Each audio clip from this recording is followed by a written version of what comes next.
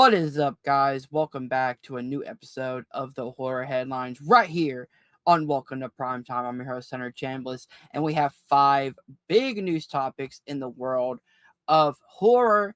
And let me break them down for you right now. We have Sinners winning four big Oscars at Oscar awards at the Academy Awards last night. Scream 7 is the now the highest grossing movie in the Scream franchise. Kevin Williamson has no plans on directing Scream 8.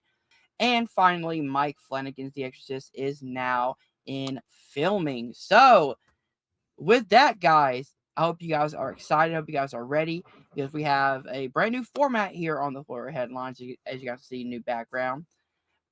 So let's get into it with our very first topic, shall we?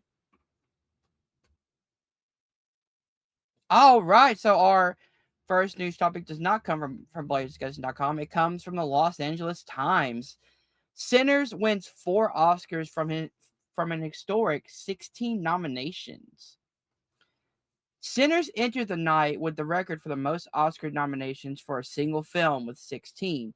It leads with four awards, won by Ryan Coogler for original screenplay, Ludwig Göransson for score, Autumn Duran Akapa for cinematography, and the big one, Michael B. Jordan wins for Best Lead Actor. Akapa becomes the first woman to ever win the Best Cinematography category. She becomes the first woman to win that in her category. It seems every time the film's title came up during the broadcast, there would be cheers and swell of emotion from the audience. The live performance of the nominated song "I Lied to You" recreated the fantastical moments from the film in which generations of musicians collide together, weaving together the past, present, and the future. Oh, sorry. Let me go ahead and since its release in April of last year, the film has been a cultural touchstone and point of extended conversations on its way to score seven $370 million in the worldwide box office. Among the year's Best Picture nominee, only F1 earned more with 631 million. When Oscar host Conan O'Brien mentioned the name of the film in his opening monologue, it generated a huge ovation from the room. Directed and written by Ryan Coogler, the film tells the story of twin brothers Smoke and Stack, both played by Michael B. Jordan, on the opening night of their juke joint in 1930s Mississippi. They are bested. They are best by a small band of vampires intent on turning everyone inside into bloodsuckers. In accepting his Best Lead Actor award, Jordan thanks Warner Brothers executives Mike DeLuca and Pam Audi for believing in this dream, this vision of Ryan Coogler, and betting on the culture and betting on original ideas and original artistry. Including its Oscar for One Battle After Another and Weapons, Warner Brothers ended the night with an 11 Oscar tally, tying the record for the most wins by a single studio. Across what seems an extremely long award season, a run that was even longer for Sinners due to its spring release date, the film had many ups and downs, but its momentum seemed to be peaking just at the right time, as seen with a crucial win for Jordan and the cast actor awards on March 1st. Regardless of how one feels about its final tally at the Academy Awards, the movie has already firmly established its continued relevance. As the Times Greg Buxton recently wrote, Sinners is now being increasingly held in Hollywood as a groundbreaking symbol of black artistic excellence, as well as a timely pushback to the diverse political climate that has reached a fever pitch proportions. So, let's talk about this because I did watch the Academy Awards last night, first time watching it in a very long time. And the reason why I watched it is because I wanted to support Sinners and also Weapons that had a really big win as well for Best Supporting Actress. So congratulations to her as well. But seeing the live performance of "I Lied to You" was beautifully done. You got to see a recreation of the juke joint. You got to see, the culture of black excellence on display on stage, and it was beautiful. It was groundbreaking. Michael B. Jordan winning for Best Actor, I literally jumped I jumped up and I cheered, and it's because Michael B. Jordan is not only one of the best actors working today, his performance in Sinners, I think, is groundbreaking. Not only does he have to play two separate characters, he plays twins in this movie, but they're each so unique and each bring their own difficult aspects to an actor's ability. You have Smoke, which is this, he's kind of the softer, he's still tough, he's still a gangster, but he's got that heart of gold, that softness about him that Michael B. Jordan plays really well. He also plays Stack, this willing and dealing and this the devil on the shoulder, this wild gangster in Stack that you believe that Michael B. Jordan is playing two different characters. And for an actor to do that shows how much range Michael B. Jordan has. And I jumped up and down during his speech where he called out his mama. He said how much he loved his mother and how much, her and her dad and his dad being there meant the world to him. His brothers and sisters were there for this moment.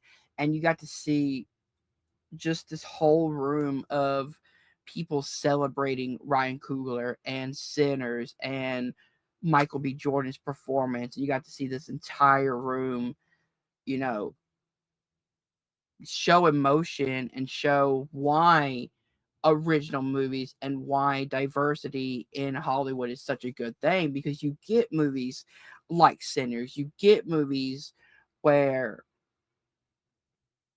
it can transcend cinema. I think that's what Sinners is. I think Sinners might go on to be one of the most influential horror movies of the 2020s, because of the fact that not only does it hold the record for 16 nominations at the Oscars, but it was such a great story of, battling your inner demons, and set in the backdrop of, Mississippi during the right after the Jim Crow laws were abolished. But I'm so proud of Michael B. Jordan for winning this award. Big congratulations, but also congratulations to, and I feel so bad for not remembering her name because this was very important, Autumn Durand Akapod, for becoming the first woman to ever win the best cinematography category at the Oscars. Very, very well done. The cinematography in Sinners is so enriching and it really guides you into this film. And I couldn't think of anybody better to represent, Sinners than Autumn for what she did in this film. So congratulations to her. Congratulations to Ludwig Göransson for the score, which the score is absolutely fantastic. One of the best of the year. In my opinion, Ludwig Göransson is going to go down as one of the best composers of all time. And that's because every score he does is completely different than one another. He's almost like John Williams in that way, where you can listen to two different John Williams scores and not realize it's from the same person. Logan Gorson is gonna have that exact same career, and him working with Ryan Coogler and Michael B. Jordan, that's always gonna be magic. So, you know, congratulations to Ryan Coogler for winning original screenplay. Sinners is a very original film. So just horror represented a lot last year, and it's so good to see it represented at the Oscars this year. Hopefully, as we go along in the next few years, we can get more original horror movies like Sinners, where it's not going to be an outlier, in a few years when a horror movie just gets a best picture nomination. I hope we can get to that era where you know a horror movie just gets nominated for an Oscar and it's not seen as this big deal. I mean, it is going to be a big deal no matter what, but I want it to become the norm. And I think this is a huge, huge first step to that. So, guys, let me know what you think about Michael B. Jordan and Sinners winning 4 Oscars, including Best Actor for Michael B. Jordan. Let me know in the comments below. And let's move on to our next topic. All right, guys. Next, we have our first of 2 Scream 7 topics. Scream 7 is now the highest grossing movie in the Scream franchise. This comes from BloodyDisgusting.com. Director Kevin Williamson's Scream 7 has been slashing through the franchise's milestone at the box office in the last couple of weeks. The biggest of which is that the franchise's brand new 7th installment has now allowed the Scream saga to pass $1 billion at the box office. Over the course of the past 30 years, the Scream movies have scared up 1,089,365,201 in the theaters, making Scream one of only 6 horror franchises in the history to hit that milestone. Up to this past weekend, Wes Craven's original Scream still remained the highest grossing single installment with $173 million worldwide, but Scream 7 now claims that title. With the current worldwide total of Scream 7 being 176,947,102, Scream 7 is now officially the highest grossing installment in the Scream franchise at the box office. Scream 6 came close to breaking the original movie's record with 166.5 million at the box office back in 2023, but Scream 7 is the first movie to actually dethrone the 1996 original. Of course, we must note that Scream's box office numbers are 30 years old and have not been adjusted for inflation, which is always an important thing to mention in these situations. Scream 7 has scared up 106.5 million of its worldwide total so far. Here in the US, with the slasher sequel has thus taken in $70 million at the international box office.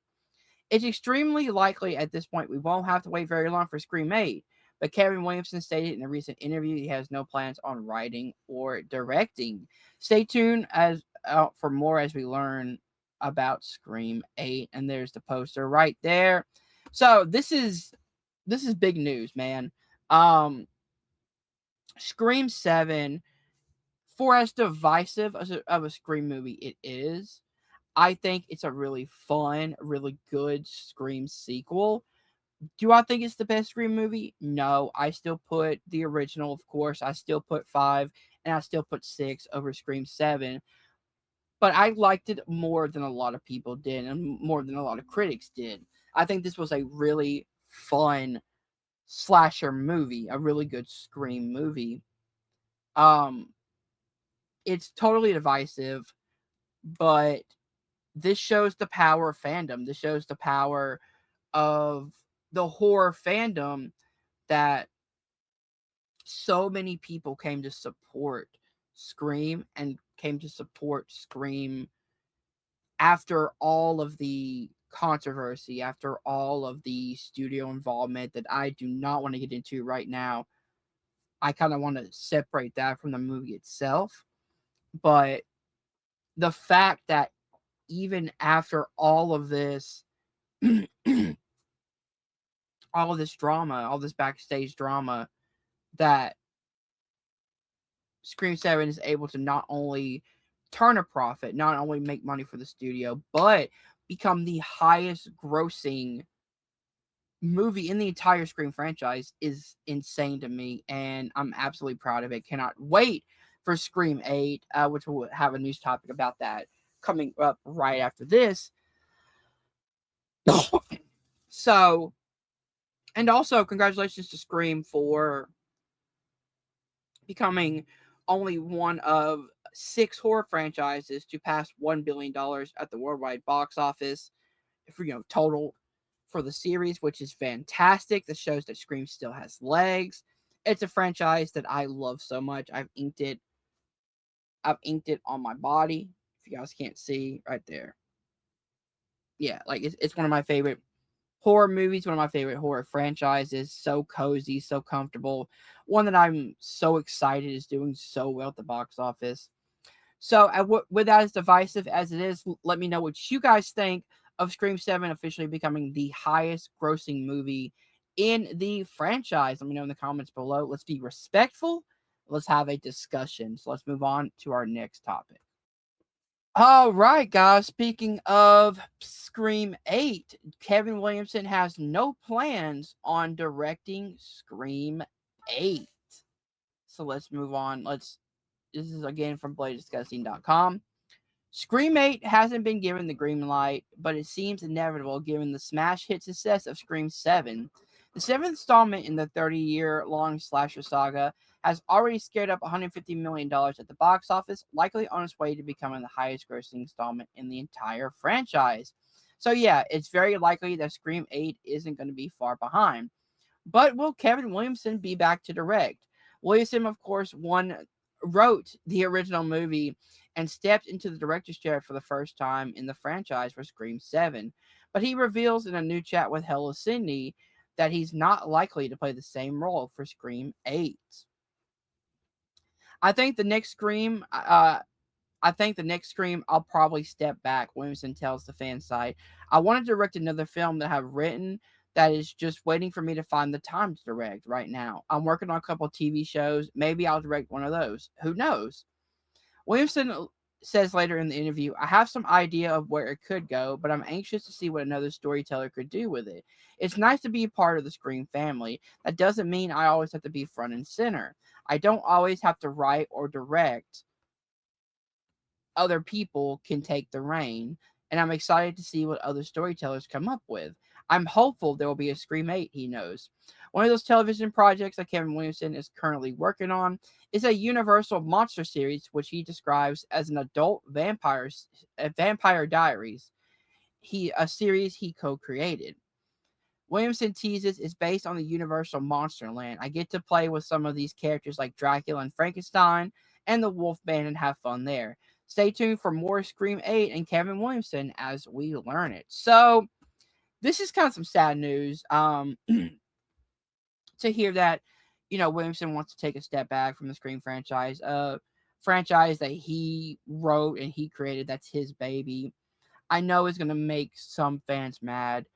And it does make me sad. It does not make me mad because I like what he said, which is I'm excited to see what a brand new face can do in the Scream franchise. And I think Scream can be become almost like what Evil Dead is, where you have new stories from new directors using the Scream franchise, the Scream IP name. I would like that because then it would open up. You don't have to return to Sydney. You don't have to return to any of the original characters, which I know people love, but there are some people like me who just want these characters to have a happy ending. And I think in Scream 7, you ended, I guess, spoilers for Scream 7, you end it with Sydney and her daughter being, closer. You end it with, Sydney protecting her family. You end it with her and Gail, saying that they trust each other and they love each other. I think that's a perfect way to end the Sydney Prescott story of her becoming from a victim in the first one to a survivor at the end of Scream 4 and learning how to become a survivor, then becoming a mother in Scream 5, then finally her ending story is protecting her daughter in Scream 7. I think that's a really great way to end the Cindy Prescott story. Now open up the Scream franchise to more creative directions. Set it somewhere else. Still use do what Scream 6 did. Scream 6 did a great job of taking us with new characters, but still relating it to the universe where you don't have to have Cindy, you don't have to have Gail or Dewey or the original cast. You can move on to somebody else. And if you do want to keep with the Prescott family, you can move on to Isabel May. You can go on with Tatum and her story, but you don't want to get caught up in the same trap of always reverting back to the Prescotts, because after a while that story can only go so long. And I feel like if you give new people a new direction. You can have a Scream movie set somewhere in a completely different city with completely different characters, and you can create this world of the Scream franchise where it's not just stuck in one or two towns. You can have it expand other places. I think that could be a really fun idea. I am very sad that Cameron Williamson is not going to return, but it seems like he's got a new movie he wants to write and direct, which is great. Gives him something to, kind of work on and be creative. And I'm super excited about his adult Vampire Diary series with Frankenstein, the Wolfman, all of these iconic Universal monster characters. Very excited to see what that is. So it's definitely some sad news. I'm not upset, but I would love to see where the Scream franchise goes next. So guys, let me know what you think of this news in the comments below. Let's move on to our final news topic. All right, guys, our final topic, Mike Flanagan's The Exorcist is now filming, brought to you by BloodyDisgusting.com. What an excellent day for an exorcism, as Mike Flanagan's The Exorcist has officially entered production in New York City. Day one, here we go, Flanagan wrote on Instagram.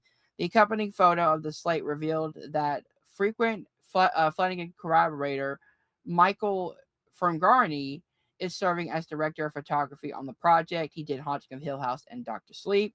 Neither a remake of the William Friedkin's 1974 horror classic nor a sequel to 2023's The Exorcist Believer, the film will tell an all-new story set in the Exorcist universe. Scarlett Johansson, Jacob Jute, Diane Lane, Chiwetel Ejiofor, Sasha Calle, and John Leguizamo will star. The plot details remain under wraps, but Johansson is said to be playing the mother of Jupe as her son. Flanagan is producing via his Red Room's Pictures alongside Jason Blum for Blumhouse Atomic Monster and David Robinson for Morgan Creek Entertainment. Executive producers include Red Room's Alexandra Maxtro and Blumhouse's Ryan Turek. This is an opportunity to do something that I believe has never been done with the franchise. Something that honors what came before it but isn't built on nostalgia, Flanagan said of the project. I really just saw an opportunity to make the scariest movie I've ever made. I know expectations are high. No more is more intimidating than I am. The Exorcist will possess theaters on March 12th, 2027 via Universal. So I am so glad to hear this news that The Exorcist is starting to shoot. Makes sense. The film is literally almost a year away, but this project, ever since hearing about it, I've been so excited because I am a huge fan of Mike Flanagan. I think the man can do no wrong when it comes to horror. No, I don't think I've hated any one of his movies. He's somebody I hold at the higher echelon of horror directors working today. So to have him take a crack at The Exorcist, which is known as one of the scariest movies of all time, the original Exorcist, and for him to say that this is going to be one of the scariest movies he's ever made gets me very excited because Mike Flanagan really knows how to direct horror and really knows how to direct really great jump scares and really great imagery that will stick with you for a very long time. So I'm super excited to see what he cooks up. The cast is insane. Um, I'm super excited to see what the filming location of New York is going to look like. Like, is this going to take place in New York or is it going to be a backdrop for another city? Super excited to see more development as this film comes along, and we will stay right here up to date with you right here on Horror Headlines with everything on Mike Flanagan's The Exorcist. So, guys, what did you think? Or So, guys, what do you think about The Exorcist by Mike Flanagan now being in production? Are you excited to see this film when it comes out next year? Let me know in the comments below. Guys, thank you so much for joining me tonight. We had a big horror headlines series, so hope you guys did enjoy it. Please hit the like button, subscribe to Welcome to Prime Time, and remember, stay scared.